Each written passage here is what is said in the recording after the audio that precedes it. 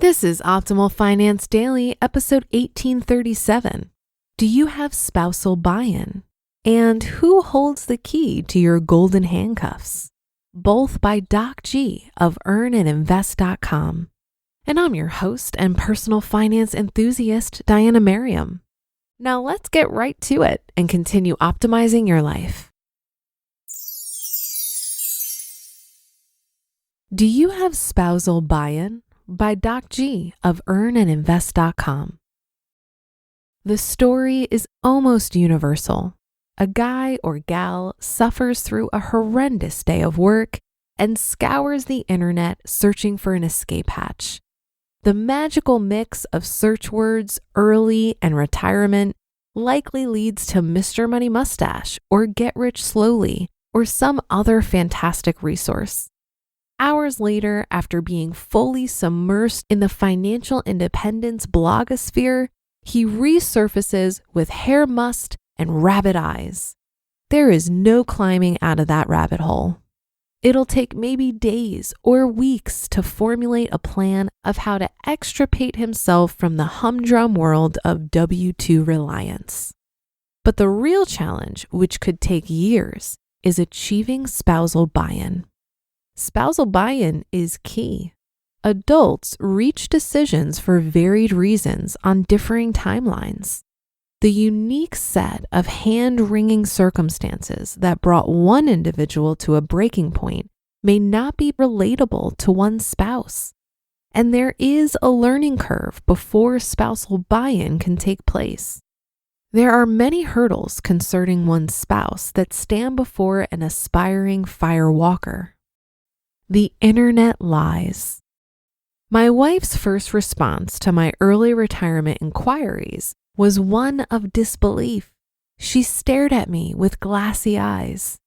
You really trust these crooks on the internet? They're lying to you and making it sound better than it really is. What the hell is a money mustache anyway? This spousal buy-in question is quite valid. Certainly, many have watched their significant other get hoodwinked at some point or another. Who in their right mind would believe that retiring could be so easy and attainable? The answer, of course, is simple. In this case, full spousal buy-in will require two things. One, the unbelieving life partner will need to sit down and study the math. They'll have to ponder the 4% rule and play around with some retirement calculators. Second, it never hurts to meet someone outside the family with similar aspirations. You may have to go to a Choose Fi meetup or join a Facebook group. When the doubting spouse hears others using the same language and calculations, the doubts will fade away. I'll never be able to buy anything again. Why would one ever attain spousal buy-in if it required living like a monk? Will she still be able to buy that expensive iPhone she wants? Will he still be able to afford those hip suede shoes? How about vacations? Will we live on ramen? The horrible pre-packaged kind, not the real stuff. When you're unexpectedly hit over the head with the idea of early retirement, it's not uncommon to think that you'll have to forego the good things in life. Why should you sacrifice? The answers here are both logical and philosophical. From a logical standpoint, your monthly budget will show you exactly how much is available to spend.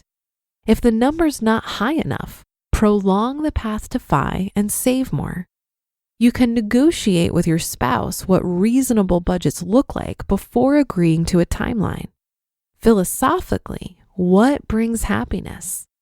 There are plenty of studies and blogs, which I'll not go into here, that suggest that above a certain point, maybe $75,000 a year, increasing spending does little to improve one's emotional well-being. My parents and financial planner said I need $10 million. Our heads are filled with mindless numbers from many sources. Often well-meaning friends and family or investment advisors who are benefiting from our ignorance suggest highly unattainable sums of money. These figures are based on emotions and not fact. Failing to understand and counteract such reasoning will be a great hindrance to spousal buy-in.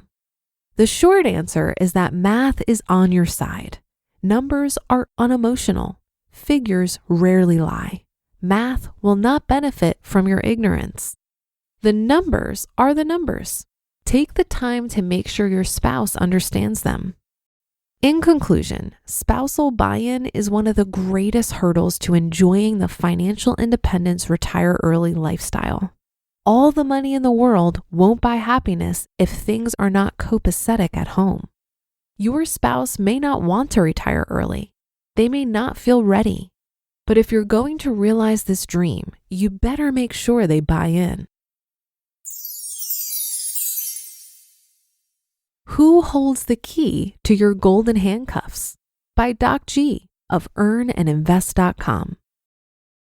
My boss mocks me. He dangles the golden handcuffs in front of my face before locking them securely in place.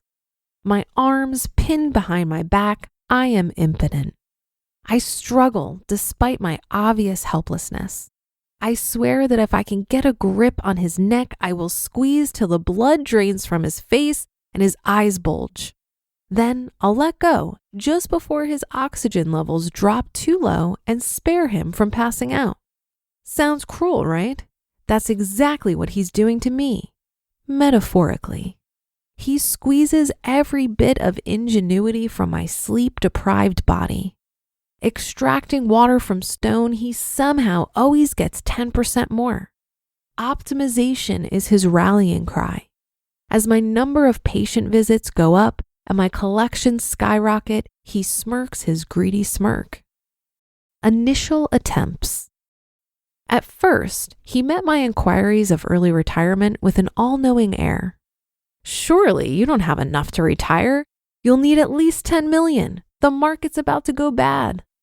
His statements were not backed with science nor arithmetic. His notions were pure speculation. They rolled off his tongue with an emotional lick. Playing on my fears, he went for the jugular of any financial independence enthusiast. Wouldn't you hate to have to go back to work when your earning potential is no longer as good? How about just one more year? He knew the best form of golden handcuffs is fear. Scare the employee out of ever leaving.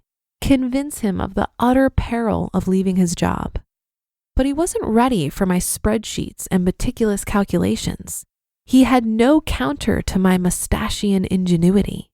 His apocalyptic fairy tales could no way stand up to the rigor of my fire cow scenarios. Dream projects. My boss, however, is savvy. He quickly pivoted away from fear and moved to passion. My attempts at escape were then thwarted with an offering of the most prime consulting gigs.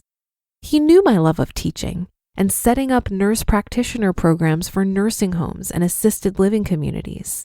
He withdrew some of the burden of direct patient care and set me off on a wild goose chase of consulting opportunities. Before I could count to 10, my calendar was overly full again, my mind bending to the will of each new project. My boss sat back contently until he noticed the look in my eyes. The itch was coming back, and he was all too intent on not letting me scratch. Fool's gold. And at last, he offered me the money. Too much money. $500 an hour for medical expert work. $200 an hour to build up a new primary care practice. Another medical directorship at a new nursing home. My back stooped, my eyes watered, and yet I jumped at each opportunity. Maybe out of habit, maybe out of greed. My boss is a wily opponent. After many years of studying me, he knows my weak points. His golden handcuffs are emotional and economical, surely not physical. Invisible restraints. We rarely talk to each other anymore. I'm too busy hustling between patient care and consulting opportunities. Our paths no longer cross. One recent morning, I stopped by the office at 6 a.m. to pick up my jacket before doing early morning rounds at the nursing home. I thought I heard a rustle in the break room, and I walked rapidly in that direction. Upon peering through the open door, I caught sight of my boss and growled. I could see him growling back. His face was reflected in the mirror ahead of me above the bulletin board. I turned off all the lights and locked the office front door. No one was due in clinic until 9 a.m. You just listened to the post titled, "Do You Have Spousal Buy In? And Who Holds the Key to Your Golden Handcuffs?" Both by Doc G of earnandinvest.com. Spousal buy-in is incredibly important, and frankly, I think the path to financial independence would be pretty grueling without it. This is a topic that is discussed quite often in various FIRE forums and Facebook groups because most people discover FIRE after they're already married. If you're single, the answer's simple. Find a partner with a similar interest in financial freedom. But what do you do if you develop this interest after you're already committed to your life partner? The tactic that I've seen work many times over is exposing your partner to various FI events or introducing the concept through the documentary Playing with Fire. The film follows Scott Rickens and his wife Taylor as they learn all they can about the FIRE movement and apply some of the basic principles to their own life over the course of a year. Now, at the beginning of the film, Taylor was not totally on board with this idea of FIRE. She was comfortable in their luxurious lifestyle and initially saw the changes Scott wanted to make as a bit too extreme. But they ended up having a conversation similar to what's recommended in this post about what really mattered to them and how they wanted to spend their time.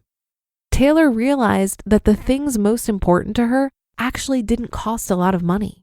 Their lifestyle up to that point was just something they had become used to. I got the impression that they were kind of running on autopilot without really thinking about it too much. I think this documentary became so popular because many people can relate to Taylor's experience and initial hesitation. I know of a lot of couples that watched this film together, and it opened up some really fruitful conversations.